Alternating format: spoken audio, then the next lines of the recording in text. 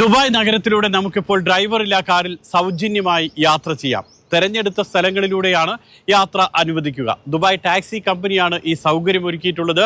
Apollo go എന്ന് പറയുന്ന mobile app download ചെയ്താൽ നമുക്ക് ഈ സൗജന്യ യാത്ര ആസ്വദിക്കാം.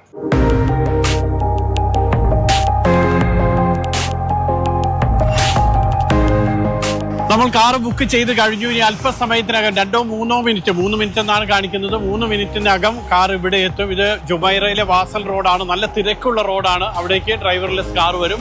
നമുക്കതിൽ സഞ്ചരിക്കാം. കാർ നമ്മുടെ അടുത്തേക്ക് എത്തുന്ന സമയത്ത് നമ്മൾ രജിസ്റ്റർ ചെയ്തിട്ടുള്ള ഫോൺ നമ്പർ, ആ ഫോൺ നമ്പറിന്റെ അവസാനത്തെ 4 ഡിജിറ്റ്, അവസാനത്തെ 4 അക്കങ്ങളാണ് പ്രസ് ചെയ്യേണ്ടത്. അത് പ്രസ് ചെയ്ത് കഴിഞ്ഞാൽ വാതിൽ തുറക്കും. നമുക്ക് അകത്തേക്ക് കയറാം.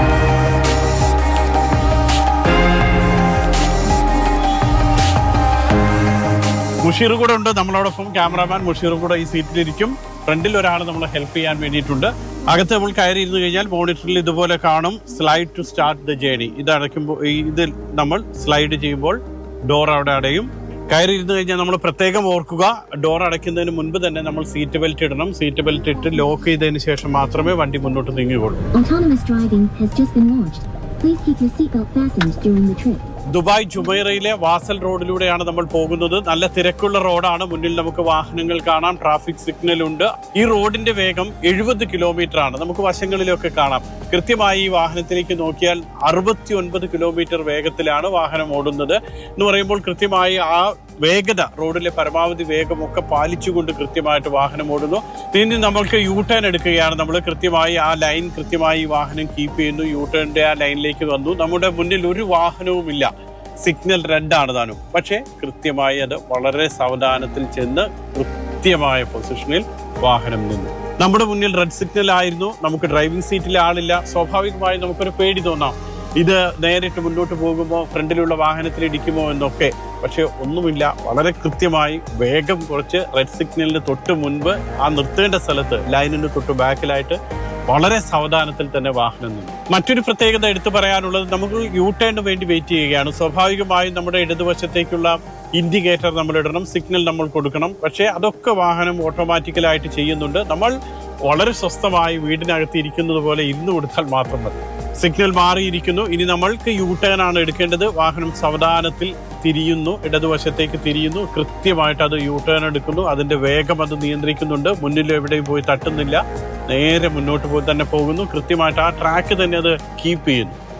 ഇത്തരത്തിലുള്ള 15ഓളം വാഹനങ്ങളാണ് ദുബായ് ടാക്സി കമ്പനി ഇപ്പോൾ നിരത്തിൽ ഇറക്കിയിട്ടുള്ളത്. ഈ വർഷം അവസാനത്തോടു കൂടി അത് 50-ലെത്തിക്കും. പിന്നീട് കൂടുതൽ ദൂരെ അല്ലാതെ തന്നെ സമീപ ഭാവിയിൽ തന്നെ അത് 1000ഓളം വാഹനങ്ങളാക്കി വർദ്ധിപ്പിക്കുകയും ചെയ്യും. 1000ഓളം ഡ്രൈവറിലെ ടാക്സികൾ ദുബായ് നിരത്തിലൂടെ ഓടുന്നത് കാണാൻ നമ്മൾ കൂടുതൽ കാലം കാത്തിരിക്കേണ്ടി വരില്ല. വീട്ടിൽ അല്ലെങ്കിൽ നമ്മുടെ മുറിയിൽ നമ്മൾ ഇരിക്കുന്നത് പോലെ വളരെ സ്വസ്ഥമായിട്ട് ശാന്തമായിട്ടിരിക്കാം. മുന്നിൽ ഇതാ റെഡ് സിഗ്നൽ വന്നു. അവിടെ വാഹനം നമ്മുടെ നിന്നു. നമുക്ക് ഒന്നിനെയും കുറിച്ചൊരു ആശങ്ക വേണ്ട. മുന്നിൽ ആളുണ്ടോ, വശത്ത് ആളുണ്ടോ, വാഹനങ്ങളുണ്ടോ എന്നൊന്നും നമ്മൾ ചിന്തിക്കേണ്ട. വളരെ സുഖകരമായി പോകാം. ഇപ്പൊ നോക്കുക, ഒരു ഡെലിവറി ബോയ് നമ്മുടെ അത്ഭുതത്തോടു കൂടി കാണുന്നുണ്ട് ഇങ്ങനെ ഒരു വാഹനം. കാരണം ഡ്രൈവർ സീറ്റിൽ ആളില്ലാതെ ഒരു വാഹനം പോകുന്നത് കാണുമ്പോൾ സ്വാഭാവികമായും എല്ലാവർക്കും അത്ഭുതം ഉണ്ടാകും. എല്ലാവരും നോക്കുന്നുണ്ട് ഈ വാഹനത്തെ. അവർക്കൊക്കെ ഒരു അത്ഭുതമാണ് ഇങ്ങനെ ദുബായ് നിരത്തിലൂടെ ഇത്രയും തിരക്കുള്ള റോഡിലൂടെ ഡ്രൈവർ ഇല്ലാതെ ഒരു വാഹനത്തിൽ ആളുകൾ യാത്ര ചെയ്യുന്നത് കാണുമ്പോൾ വലിയ അത്ഭുതമാണ്.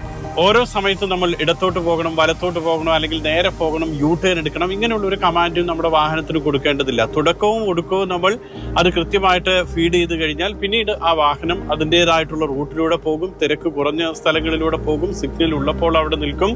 അല്ലെങ്കിൽ മറ്റു വാഹനം മുന്നിലുണ്ടെങ്കിൽ വേഗം കുറയ്ക്കും. നമ്മളിങ്ങനെ പോകുമ്പോൾ നമുക്ക് രസകരമായിട്ടുള്ള കാര്യം, ഏറ്റവും കൂളായിട്ട് നമുക്ക് ഇരിക്കാം.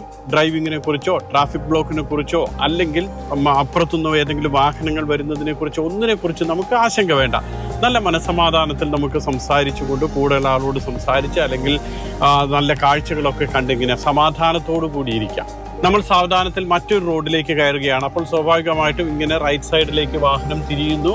അതിനുശേഷം ഒന്ന് സ്ലോ ചെയ്യുന്നു. അപ്പുറത്തുനിന്നും ഇപ്പുറത്തുനിന്നും വാഹനങ്ങളില്ല എന്ന് ഉറപ്പുവരുത്തുന്നു. വാഹനം നമ്മളെ മുന്നിലേക്ക് സുരക്ഷിതമായി കൊണ്ടുപോകുന്നു. ഇതൊക്കെ ഒരു ഡ്രൈവർ ചെയ്യുന്ന ജോലി വാഹനം സ്വയം ചെയ്യുകയാണ്. AI സാങ്കേതിക വിദ്യ ഉപയോഗിച്ചുകൊണ്ട്, അതോടൊപ്പം തന്നെ സെൻസറുകളും ക്യാമറകളും ഒക്കെ വെച്ചുകൊണ്ടാണ് ഇത് പ്രവർത്തിക്കുന്നത്. ഇപ്പൊ നമ്മുടെ ഒരു വശത്തുകൂടെ ഇതാ വാഹനം കയറി വരുന്നുണ്ട്, ഇടതുവശത്തുകൂടെ വാഹനം കയറി വരുന്നു. സ്വാഭാവികമായും നമുക്കിത് സ്ലോ ചെയ്തിട്ട് വേണം എടുക്കാൻ. അത് ഈ വാഹനം സ്വയം അതിന്റെ വേഗം കുറയ്ക്കുന്നുണ്ട്. അടുത്ത ട്രാക്കിൽ വാഹനമുണ്ട്, അതുകൊണ്ട് തന്നെ അങ്ങോട്ട് പോകുന്നില്ല. തൊട്ടു മുന്നിൽ മറ്റൊരു വാഹനമുണ്ട്, അതുകൊണ്ട് തന്നെ കൂടുതൽ വേഗത്തിൽ നമുക്ക് പോകാൻ കഴിയില്ല. അതെല്ലാം നിയന്ത്രിച്ചുകൊണ്ടാണ് ഈ വാഹനം നമ്മളെ കൊണ്ടുപോകുന്നത്.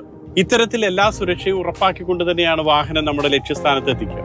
കാറിന്റെ ഇന്റീരിയർ നമ്മൾ നോക്കിക്കഴിഞ്ഞാൽ നല്ല സ്പേസ് ഉണ്ട്, നമുക്ക് നല്ല ലെഗ് സ്പേസ് ഉണ്ട്, കാറൊക്കെ നല്ല നീട്ടി വെച്ചിരിക്കാം. മാത്രമല്ല ഇവിടെ ഈ ഡിസ്പ്ലേയിൽ തന്നെ കൃത്യമായി നമുക്ക് സീറ്റിൽ ഇരിക്കുമ്പോൾ മസാജ് ചെയ്യണമോ അല്ലെങ്കിൽ സീറ്റ് അഡ്ജസ്റ്റ് ചെയ്യണമോ അതിനെല്ലാം ഉള്ള ഫെസിലിറ്റീസ് ഇവിടെ കാണിക്കുന്നുണ്ട്. നമ്മൾ യാത്ര അവസാനിക്കുകയാണ്, ലക്ഷ്യത്തിലെത്തി നമ്മൾ ബുക്ക് ചെയ്തിട്ടുള്ള സ്ഥലത്ത് കാർ എത്തി. പക്ഷേ അപ്പോൾ നമ്മൾ ഓർക്കേണ്ട പ്രധാനപ്പെട്ട 1-2 കാര്യങ്ങളുണ്ട്. ഒന്ന്, റൈറ്റ് സൈഡിലുള്ള ഈ മോണിറ്റർ അത് നമ്മൾ കൃത്യമായിട്ട് നോക്കണം. അവിടെ എഴുതിയിട്ടുണ്ടാകും, അത് അൺലോക്ക് ആൻഡ് എക്സിറ്റ് എന്ന് എഴുതിയിട്ടുണ്ട്. അത് നമ്മൾ സ്വൈപ്പ് ചെയ്യുമ്പോൾ മാത്രമാണ് ഒരു വശത്തെ വാതിൽ തുറക്കുക. ദുബായ് നഗരത്തിലൂടെ ആർക്കും ഇത്തരത്തിലുള്ള സൗജന്യമായ ഒരു യാത്ര ഇപ്പോൾ ആസ്വദിക്കാം. ഏറ്റവും മനോഹരമായിട്ടുള്ള ഒരു യാത്ര, ജീവിതത്തിൽ അത്യപൂർവമായി കിട്ടുന്ന ഒരനുഭവം.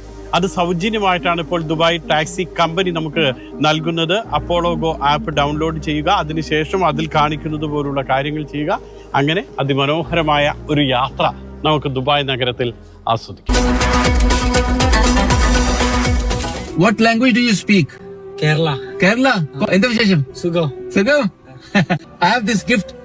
Do you want to accept this gift? Why gift? This gift, grocery. Food items. Food items make नहीं है आदमी है ना, फूड दूसरा आदमी का है. आप नहीं लोगे? नहीं, मेरे का सही है. फूड नहीं है आदमी है ना, वो पकड़ो. आपके पास है? आपके पास है फूड? आपके पास फूड है? फूड है. क्या बात है. दूसरा आदमी फूड नहीं है आदमी है ना, वो क्या करो और अल्लाह प्रे करेगा. अल्लाह प्रे करेगा. ഈ ദൃശ്യങ്ങളാണ് പാകിസ്ഥാനിലും ഇന്ത്യയിലും ഒക്കെ തരംഗമായത്. ആ ദൃശ്യങ്ങളിൽ കാണുന്ന ജിനീഷ് പാലക്കാട് സ്വദേശിയാണ്. ജിനീഷിനെ കാണാനാണ് നമ്മൾ എത്തിയിട്ടുള്ളത്. സോഷ്യൽ മീഡിയ താരം എന്നൊന്നും പറയാൻ അത് ജിനീഷ് സമ്മതിക്കില്ല. ഏതായാലും ജിനീഷ്, എന്തായിരുന്നു അന്ന് സംഭവിച്ചത് ശരിക്കും? അത് ഞാൻ വർഷാപ്പിക്ക് പോയിക്കൊണ്ടിരിക്കുകയായിരുന്നു. അപ്പോൾ യാദൃശ്യമായിട്ട് ആളെ കണ്ട്. അപ്പോൾ ആള് ഇങ്ങനെ വിളിച്ചു തന്നെ. അപ്പോൾ ഞാൻ ആള് സൈക്കിളിൽ നിന്ന് തിരിച്ച് ആളെടുത്തേക്ക് പോയി. അപ്പോൾ ആള് പോയപ്പോൾ പറഞ്ഞു ഒരു ഗിഫ്റ്റ് തരാമെന്ന് പറഞ്ഞു. അപ്പോൾ ഞാൻ എന്ത് ഗിഫ്റ്റ് ചോദിച്ചു. അപ്പോൾ ആള് പറഞ്ഞു ഗ്രോസറി ഫുഡ് ഐറ്റംസ് ആണ് പറഞ്ഞു. അപ്പോൾ ഫുഡ് പറഞ്ഞപ്പോൾ ഞാൻ പറഞ്ഞു എൻ്റെ കയ്യിലുണ്ട്, ഞാൻ കഴിച്ചു. അപ്പോൾ അത് വേറെ ആർക്കെങ്കിലും കൊടുത്തോളം പറഞ്ഞു. പിന്നെ ഭാഷയുടെ ഇതിൻ്റെ കണ്ട് ആള് മനസ്സിലായില്ല പെട്ടെന്ന്. പിന്നെ ആള് മനസ്സിലായിട്ട് പറഞ്ഞു കുഴപ്പമില്ല എടുത്തോളാൻ പറഞ്ഞു. അപ്പോൾ ഞാൻ പറഞ്ഞു വേണ്ട, അത് വേറെ അർഹതപ്പെട്ട ആർക്കെങ്കിലും കൊടുത്തോളാം ഞാൻ പറഞ്ഞു. ഇത്രയും പറഞ്ഞിട്ടുള്ള ജിനീഷ് പാകിസ്ഥാൻ സ്വദേശിയായിട്ടുള്ള വ്ളോഗർ, ട്രാവലർ അംജദ് അലിയാണ് ലോകത്തിനു മുന്നിൽ ജിനീഷിനെ അവതരിപ്പിച്ചത്. ഇന്ത്യയിലും അതോടൊപ്പം തന്നെ പാകിസ്ഥാനിലും ഒക്കെ കയ്യടി നേടി. ഇതിൽ ഏറ്റവും പ്രധാനം സൗജന്യമായിട്ട് ഒരു വലിയ ബോക്സ് നിറയെ സാധനങ്ങൾ കൊടുക്കുക എന്ന് പറയുമ്പോൾ അത് വേണ്ട എന്ന് പറയുകയാണ് ജിനീഷ്. അതെന്താ അങ്ങനെ വേണ്ട എന്ന് പറയാൻ തോന്നിയത്? അതെന്ന് വെച്ച് കഴിഞ്ഞാൽ നമുക്ക് അർഹതപ്പെട്ടത് മാത്രം മേടിച്ചാൽ മതി എന്നുള്ള ഒരു മൈൻഡ് എനിക്ക്. നമ്മളങ്ങനെ വളർന്ന് പഠിച്ചല്ലോ, അതുകൊണ്ട് എനിക്ക് മൈൻഡിൽ വന്നു. അപ്പോൾ ഞാൻ അത് പറഞ്ഞു. അല്ല, ഭക്ഷണമാണ് ഇങ്ങനെ സൗജന്യമാണത് ജിനീഷിനുള്ളതാണെന്നൊക്കെ പറയുന്നുണ്ട് അദ്ദേഹം. അത് ഭക്ഷണം എന്ന് പറഞ്ഞു കഴിഞ്ഞാൽ അത് നമ്മളെല്ലാവരും പണിയെടുക്കുന്നത് അതിനു വേണ്ടിയാണ്. അപ്പോൾ അത് എന്ന് വെച്ചാൽ നമുക്ക് ആവശ്യത്തിനായി കഴിക്കാൻ പറ്റുള്ളൂ.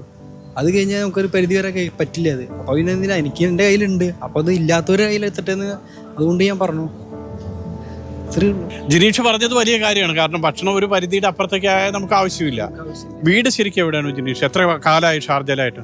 ഞാൻ 3 വർഷമായി ഇപ്പോൾ ഇവിടെ. വീട് എൻ്റെ ഒറ്റപ്പാലം, പാലക്കാട് വരോട് പറയും. അവിടെ വീട്ടിൽ ആരൊക്കെ ഉണ്ട്? അച്ഛനമ്മ, ഏട്ടന്മാർ, 2 ഏട്ടന്മാർ, പിന്നെ ഏടത്തിയമ്മ, കുട്ടികൾ. എവിടെ ഷാർജയിൽ എവിടെ ജോലി ചെയ്യുന്നത്? ഞാൻ വർക്ക്ഷോപ്പില്, ഇൻഡസ്ട്രിയൽ 4-ല്. വർക്ക്ഷോപ്പിന്റെ പേര് ഫസ്റ്റ് കേരളയാണ്. ഒരു 3 വർക്ക്ഷോപ്പ് ഉണ്ട് അവിടെ. അതിൽ ഞാൻ ഫസ്റ്റ് കേരളയാണ്. ഫസ്റ്റ് കേരള. ഫസ്റ്റ് കേരള. എന്റെ മെക്കാനിക്കായിട്ട്. ഈ വീഡിയോ പുറത്ത് വന്നിട്ടേ ആളുകൾ കാണുകയും വിളിക്കുകയും സംസാരിക്കുകയും ഒക്കെ ചെയ്തിരുന്ന ഒരുപാട് പേര് വിളിക്കുന്നത് അതൊക്കെ കാണുന്നുണ്ട്. ഇപ്പോൾ റോട്ടിൽ കൂടെ ഒക്കെ പോകുമ്പോ ഉണ്ട്. നമ്മള് ഞാനിപ്പോ അങ്ങനെ വിചാരിച്ചിട്ടല്ല. അപ്പൊ അങ്ങനെ ഇപ്പൊ ഒരുപാട് പേര് ഷെയർ ചെയ്ത് തന്നിട്ടുണ്ട് എനിക്ക്. അവർക്കൊക്കെ സന്തോഷമായിട്ടുള്ളത് തന്നെ പറയുന്നത്. बाबा, where are you from? India. बात सुनो, टेंशन नहीं लो, भाई है आप मेरा. मेरा भाई है. क्या नाम है आपका? जिनीश. बहुत प्यारा आदमी है. बहुत प्यारा आदमी है. हैंडसम. हाँ. किधर से हो? इधर रहते हो? मेरे पास गिफ्ट है आपके लिए. गिफ्ट थोड़ा गिफ्ट है आपके लिए.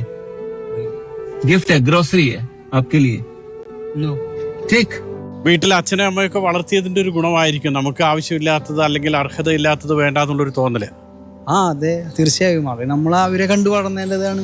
അപ്പൊ നമുക്ക് പെട്ടെന്ന് തോന്നാൻ കാരണം അതാണ്. എങ്ങനെ ഈ വീഡിയോ ജിനീഷ് പിന്നീട് കാണുന്നത്? ഇത് ആരാന്ന് അറിയുമായിരുന്നോ? ഇല്ല, എനിക്കിത് ആളെ അറിയാമെന്ന് അറിയില്ല. ലാസ്റ്റ് ഞാൻ പോരുമ്പോൾ ആളിങ്ങനെ സോഷ്യൽ മീഡിയ സ്പോൺസറാണ്, ഞാൻ ഇടട്ടെ എന്നൊക്കെ ചോദിച്ചു. അപ്പം ഞാൻ അപ്പത്തെ ഒരു ഇതിൽ അത് ഞാൻ കാര്യം കാണാൻ ഇട്ടോളാം എന്ന് പറഞ്ഞ് ഞാൻ എൻ്റെ ഇത് നോക്കി പോരുകയും ചെയ്ത്. പിന്നെ ഒരു 3 ദിവസം കഴിഞ്ഞിട്ട് റൂമിലുള്ള ഒരു ഏട്ടൻ കാണിച്ചു തരുന്നത് ഇങ്ങനെ ഏടാ ഇറങ്ങിയിട്ടുണ്ട് പറഞ്ഞിട്ട് ആ വീഡിയോ കാണിച്ചു. പിന്നെ നോക്കി നോക്കുമ്പോൾ മൊത്തത്തിൽ എല്ലാവരും കാണിച്ചു. വർക്ക്ഷോപ്പിൽ എത്തിയപ്പോഴും പിന്നെ ഫോൺ തുറന്നപ്പോൾ പിന്നെ കൂട്ടുകാരന്മാരൊക്കെ ഇങ്ങനെ അയച്ചു തരുന്നുണ്ട്.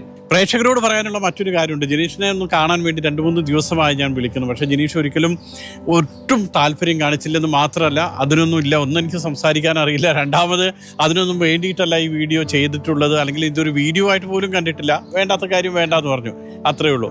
പക്ഷെ ഒടുവിൽ ജിനീഷിൻ്റെ ഈ നന്മ, ഈ നല്ല മനസ്സ്, അത് ആരുടെയെങ്കിലും മനസ്സ് മാറ്റാൻ സഹായിക്കുമെങ്കിൽ അങ്ങനെ ആകട്ടെ എന്ന് പറഞ്ഞപ്പോൾ മാത്രമാണ് ജിനീഷ് സംബന്ധിച്ചത്. ഏതായാലും ഇതുപോലെ മുന്നോട്ട് പോകണം. ഞാനങ്ങനെ എല്ലാവരും അങ്ങനെ മാറണം. What language do you speak? Kerala. Kerala. എന്താ വിശേഷം? സുഖം. സുഖം. I have this gift. Do you want to accept this gift? Why gift? This gift, grocery. Food items. Food items make नहीं है आदमी है ना, फूड दूसरा आदमी का है. आप नहीं लोगे? नहीं, मेरे का सही है. फूड नहीं है आदमी है ना, हाँ. वो पकड़ो. आपके पास है? आपके पास है फूड? आपके पास फूड है? फूड है. क्या बात है. दूसरा आदमी है, फूड नहीं है आदमी है ना, हाँ. वो क्या करो, अल्लाह प्रे करेगा. अल्लाह प्रे करेगा. ഗൾഫ് നാടുകളിൽ നിന്നുമുള്ള കാഴ്ചകളും വിശേഷങ്ങളുമായി വീണ്ടും അടുത്തയാഴ്ച ഇതേ സമയം. നമസ്കാരം.